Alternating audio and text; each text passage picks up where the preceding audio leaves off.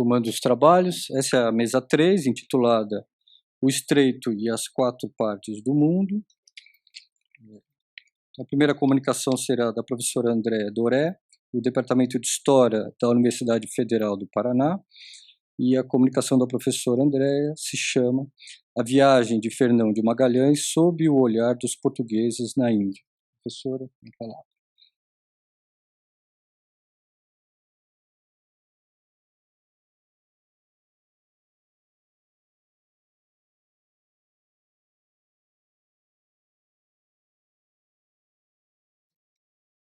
Boa tarde. Quero agradecer a oportunidade de estar aqui nesse colóquio, agradecer especialmente à professora Vera, a Iris, a oportunidade. E, bom, eu vou me sentir, assim, motivada a tentar localizar alguns elementos do impacto que a viagem de Magalhães Elcano causou no estado da Índia portuguesa. Né? Então, se a gente tem visto esse evento do Magalhães de diferentes pontos de vista, é uma proposta aqui de olhar esse evento do ponto de vista da Ásia. Bom, a viagem, então, da Armada de Magalhães Elcano, chamada Armada das Molucas, ela se celebrizou, como a gente sabe, pela passagem pelo Estreito, ao sul da América, né? E pela primeira circunnavegação do globo. Estes foram os fatos que hoje consideramos como os de maior repercussão dessa viagem, né? Do ponto de vista geográfico, também a gente já falou disso aqui, as dimensões da Terra, o próprio Oceano Pacífico, foram dados resultantes dessa viagem. Então, a motivação desta minha fala foi investigar como a viagem de Fernão de Magalhães repercutiu no estado da Índia portuguesa. Não é uma pesquisa conclusiva, como eu disse, ela foi motivada por este evento. Fiquei tranquila ontem, enquanto a professora Vera falou de mesa de trabalho, do que se trata mesmo essa minha proposta aqui. Já foi possível identificar uma diferença importante entre o lugar ocupado pela viagem da perspectiva asiática e o que ela se tornou. Estou dizendo perspectiva asiática, mas obviamente estou falando dos portugueses na Ásia, o que é muito circunscrito, não é exatamente a Ásia inteira. Né? Os que estiveram diretamente envolvidos na expedição, na travessia do Estreito, destacaram a singularidade e o caráter espetacular do feito, mas não foi assim por toda parte.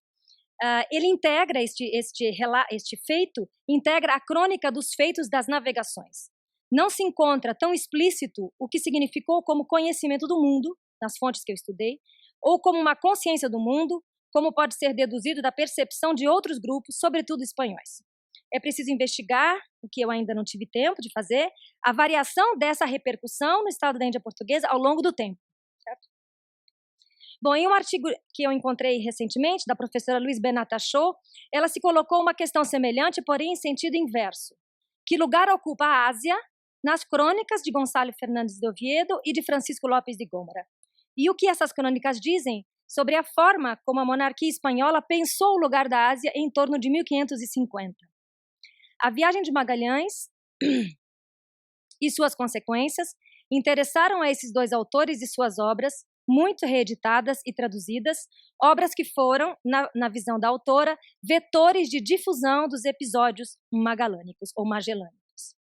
Se no caso dos textos que Benata Shaw analisa, pode-se afirmar a possibilidade de, eu cito, medir a imensa importância no processo de uma verdadeira consciência mundo da parte dos autores, fecha aspas, o mesmo, até o momento em que se encontra esta minha pesquisa, não se pode dizer dos cronistas portugueses. E talvez se possa dizer da cartografia. Eu me concentrei em 2 cronistas e em 2 cartógrafos do século XVI. O fato dos documentos terem sido produzidos na Índia, no caso de 3 deles, conforme avança o século, não significa que suas fontes de informação tenham sido locais. É muito mais provável que as notícias da viagem ou da passagem de Magalhães Elcano pela Ásia tenham passado pela Europa antes de chegar aos portugueses na Índia. Eu trago hoje, então, algumas considerações sobre a forma como essa viagem e os seus efeitos foram registrados. E eu agradeço, obviamente, qualquer contribuição nesse sentido. Né? Analiso, então, a partir de uma mesma abordagem, crônicas e mapas, seguindo a pergunta: em que lugar é colocado o episódio magellânico? Eu gosto muito da expressão que ela utilizou, que a Benata Shaw utilizou. Os cronistas. A começar pelos primeiros cronistas da Índia, eu vou falar rapidamente de dois aqui, Gaspar Correia e João de Barros. João de Barros foi o primeiro autor das décadas, autores que a gente chama de histórias do tempo presente, né? O Gaspar Correia escreveu efetivamente da Índia, viveu cerca de 50 anos lá, a partir de 1512, e as lendas foram finalizadas em 1563, mas relatam os feitos até 1550. A viagem de Magalhães está inserida neste ponto, em 1521, justamente porque interessa o momento em que ele chegou à região das Ilhas Molucas, né? O capítulo 14 intitula-se Que reconta da armada que partiu de Castela, o ano de 1519, de que foi capitão-mor Fernão de Magalhães, homem português, que agravado deu rei de Portugal, se foi viver com o imperador Carlos, e conta tudo o que passou na viagem e os que chegaram a Maluco e o fim que toda a armada houve. O capítulo anterior a este, em que conta a passagem de Magalhães, trata da viagem do governador Diogo Lopes de Sequeira, que juntou uma armada e seguiu para Dil, e dali para Ormuz. Então, estamos na costa norte da Índia, né? No litoral norte da Índia. Depois do episódio de Magalhães, o capítulo seguinte retoma do ponto em que havia sido interrompida a narrativa. E o capítulo se chama Que torna a contar o que fez Diogo Fernandes de Beja, que ficou sobre Dil, e o que passou até que se foi para Ormuz. A viagem se insere na cronologia dos acontecimentos da Índia, já que justamente no ano de 1521 Magalhães chegou às ilhas, né? Então, do ponto de vista da Ásia, que Gaspar Correia entende a necessidade de relatar a viagem. Não é de sua partida, nem da travessia do Estreito e nem da chegada à Espanha. Não vou me alongar muito no conteúdo desses capítulos, não temos tempo, mas também o professor Diogo ontem utilizou essas fontes também para falar das diferentes interpretações dessa viagem, né? Mas basicamente ele diz, Gaspar Correia, Magalhães, ele diz, é cavaleiro honrado, e ele retoma o que escreveu no primeiro volume da sua Lendas na Índia, contando que Magalhães serviu justamente durante o reinado de Francisco de Almeida e no governo de Afonso de Albuquerque, e como se comportou quando da viagem de retorno ao reino, 2 naus se perderam, e ele ficou nas embarcações esperando o resgate vir de coxim, e que isso é valorizado como uma atitude corajosa e compromissada, né, com as questões da coroa. De volta ao reino, foi ter com Dom Manuel, alegando seus serviços, e eu cito, pedindo em satisfação que lhe acrescentasse 100 réis em sua moradia por mês, o que o rei denegou. Pediu então licença para ir viver com quem lhe fizesse mercê. Já ouvimos essa citação ontem. Junto à casa de contratação, Magalhães, aspas, atrevido em seu saber, com a muita vontade que tinha de anojar el rei de Portugal, teria dito que Malaca e Maluco, ilhas em que nascia o cravo, pertenciam ao imperador, segundo a demarcação. Bom, não se verifica nem Gaspar Correia nenhuma crítica ao navegador, ao fato de se ter passado para o lado espanhol. Também não se menciona o ineditismo da aventura iniciada por Magalhães e finalizada por Elcano. Ao mesmo tempo, a motivação da viagem pareceria ser uma resposta à negativa do rei em cumprir com suas obrigações frente a um súdito. Seus serviços, prestados em Azamor, que o professor apontou ontem também, no norte da África, não teriam recebido o devido reconhecimento da parte de Dom Manuel. Essa mesma motivação será retomada por João de Barros. João de Barros não escreve da Índia, mas escreve as décadas, né? Ele descreve os antecedentes, os preparativos e a própria viagem. Ele escreveu essas décadas, a primeira, a segunda e terceira, entre finais da década de 1530 e inícios da seguinte. João de Barros menciona Magalhães pela primeira vez na década primeira, quando relata o retorno da viagem de Colombo e o tratado que firmaria entre Portugal e Castela de divisão do mundo. Interessante pensarmos se há uma ligação entre que Colombo inicia alguma coisa e Magalhães termina outra. O João de Barros tem essa percepção, ou pelo menos assinala isso, né? Ele diz, ele então fala de Magalhães e termina o capítulo antecipando essa viagem, ele fala do Colombo e termina o capítulo antecipando a viagem de Magalhães, que com sua armada criaria, aspas, algumas diferenças entre o imperador Carlos V e João III, e a causa da viagem seria em ódio del rei Dom Manuel. O episódio de Magalhães ocupa 5 capítulos da década terceira do João de Barros. E para João de Barros, assim como Gaspar Correia, é pelas Ilhas Maluco que a viagem se insere na história dos feitos portugueses na Ásia. Nos capítulos 4º, 5º e 6º, se descrevem as Ilhas de Maluco e a chegada de Antônio de Abreu e Francisco Serrão, amigo de Magalhães, ali mandados a descobrir por Afonso de Albuquerque, quando conquistou Malaca. Então a narrativa mais uma vez se interrompe e o capítulo 8 avança para anos depois, quando, eu cito, Fernão de Magalhães se foi a Castela em serviço do rei Dom Manuel e as coisas porque e com o rei Dom Carlos de Castela, que depois foi imperador, aceitou seu serviço e se determinou em o mandar às Ilhas de Maluco, per nova navegação. No capítulo 10, então, trata especificamente da viagem do Magalhães e assim se conclui o livro 5º da década terceira. Então, a ordem que segue João de Barros podemos dizer, geográfica, e após o relato de Magalhães, que se relacionaria, nesta lógica, às Molucas, ele escreve: e pois estamos em a narração das partes mais orientais que descobrimos e conquistamos, que são estas de Maluco, primeiro que partamos delas, queremos dar conta do que Simão de Andrade fez na China, terra também a mais oriental da Ásia. Então, quer dizer, se o Gaspar Correia insere o relato do Magalhães, ou a aventura do Magalhães, numa lógica cronológica, a proposta do João de Barros é uma lógica geográfica, porque uma vez terminado esse relato, que não está na cronologia exata dos acontecimentos, ele se mantém naquele Oriente e vai falar da China. Então, essas duas questões são interessantes, e também o fato da motivação de Magalhães se basear no não cumprimento das obrigações do rei em relação ao seu súdito. E aí ontem fiquei pensando depois, é um problema a gente não falar no primeiro dia, porque vão surgindo ideias, né? Mas depois da discussão de ontem, o que acontece com o escravo Henrique, né? Que se volta contra os portugueses, arma uma traição, enfim, dos ilhéus ali contra os portugueses. Isso acontece porque, como o Pigafetta conta, depois da morte do Magalhães, ele deveria ser libertado, era esse o combinado. E os portugueses, percebendo que ele era muito útil como intérprete, não cumpriram o combinado. Então, da mesma forma, quer dizer, em outra dimensão, que, é claro, não chega aos portugueses, essa dimensão escapa aos portugueses, há um descumprimento de uma relação de súdito e de senhor ali, que não se cumpre, e o escravo toma a atitude que ele acha que deve tomar, né? Bom, eu não tinha pensado nisso antes da gente discutir essas questões da violência desses percursos, como foi comentado ontem. Bom, agora sobre o conhecimento geográfico. Então, 2 cartógrafos que produziram na Índia indicam nos mapas informações sobre a viagem de Magalhães: Fernão Vaz Dourado e Manuel Godinho de Herédia. O Atlas de Fernão Vaz Dourado é um dos grandes exemplares da cartografia portuguesa e é uma produção originária da Índia. As informações sobre esse cartógrafo são bastante imprecisas, pode ter nascido na Índia ou em Portugal, e sua morte é datada próxima de 1580. Só um parênteses, em 2014, a editora Moleiro publicou um facsímile da edição da Torre do Tombo, com vários estudos e organizada por João Carlos Garcia. Bom, há 6 atlas produzidos de sua autoria entre 1568 e 1580.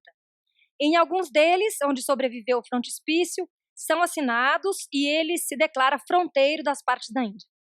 Há 3 fólios desses atlas que nos interessam especialmente, o que apresenta o extremo sul da América do Sul e da Insulíndia, da América do Sul, um da Insulíndia e uma da região mais a leste.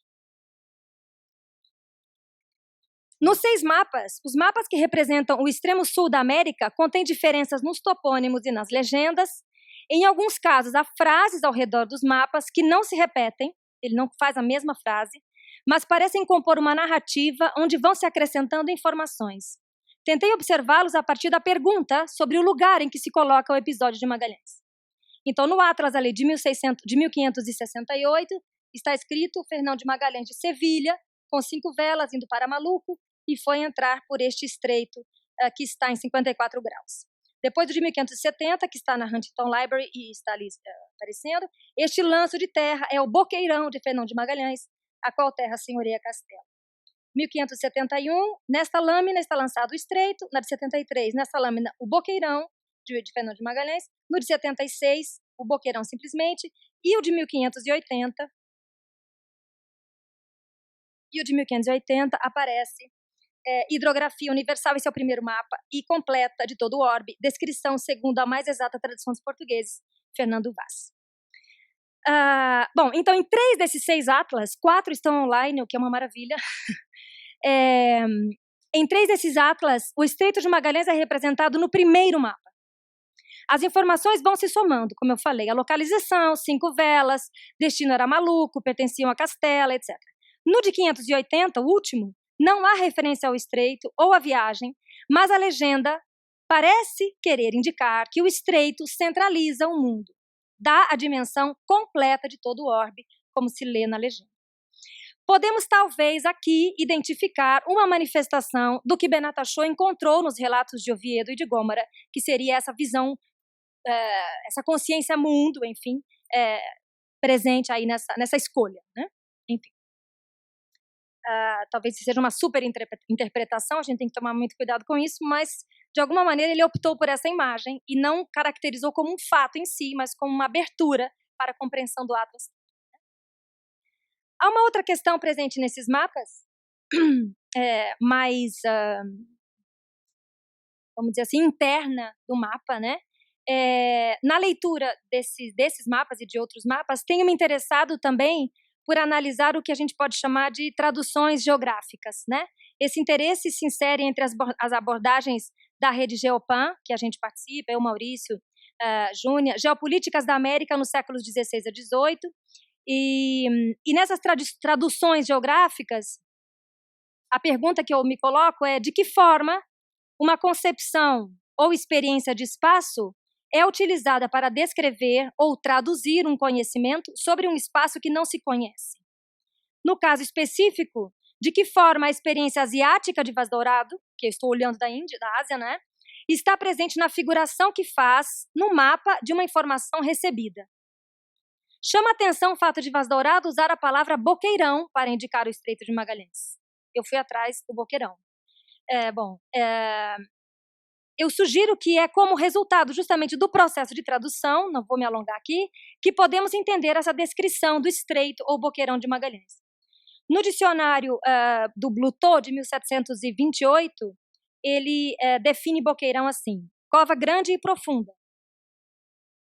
E exemplifica. Boqueirão da Sunda, chamam os geógrafos portugueses um canal entre as ilhas de Java e Sumatra, que tem no mais largo 25 léguas e no mais estreito 6, e na saída dele, da parte de Levante, fica a ilha de Micar, que se afirma ter muito ouro. A cidade de Bantão, que fica no meio do Boqueirão da Sunda, a cidade de Bantão fica no meio do Boqueirão da Sunda. A fonte é João de Barros. Os mares da Ásia também são a referência para outra entrada Boqueirão no mesmo dicionário. Dão os navegantes esse nome a umas enseadas muito grandes, por exemplo, o Boqueirão de Belilombo, que tem coisa de 4 léguas, e o Boqueirão de Sumbava, que tem algumas léguas de largo, navegando de Goa para Timor. Essas definições podem indicar que, ao ler sobre a passagem do Mar do Norte para o Mar do Sul, Vaz Dourado encontrasse na geografia da Ásia do Sudeste, que podemos supor lhe era familiar, uma referência. O nome Boqueirão traduziria melhor do que estreito o tipo de acidente geográfico que ele estava descrevendo. No seu atlas está figurado o Boqueirão de Sunda, na versão de 1570, esse é o Boqueirão de Sunda, ilha de Java, ilha de Sumatra, ou Sumatra ao norte, né? Então seria uma referência local que ele transfere para descrever um lugar que ele não conhece, que ele tem poucas informações, ou descritivas, ou visuais, né, de outros cartógrafos. Depois, nos folhos das cartas 13, nos folhos 13 e 14, aparecem novamente menções às descobertas de Magalhães.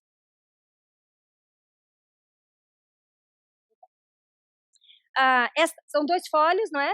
E aí eu pus o detalhe. Eu queria só fazer um parênteses aqui. É muito bom usar mapa como fonte, porque a gente tem a possibilidade de trazer a fonte inteira. E depois você põe só a citação. Porque quando você faz uma citação de um texto, se é um tratado de 30 folhas, você tira lá 2 frases e a audiência aqui acredite no que você está dizendo. Agora, quando é um mapa, é uma coisa ótima. Você põe o mapa inteiro e depois você diz, olha, é isso aqui que eu quero falar. Fecha parênteses.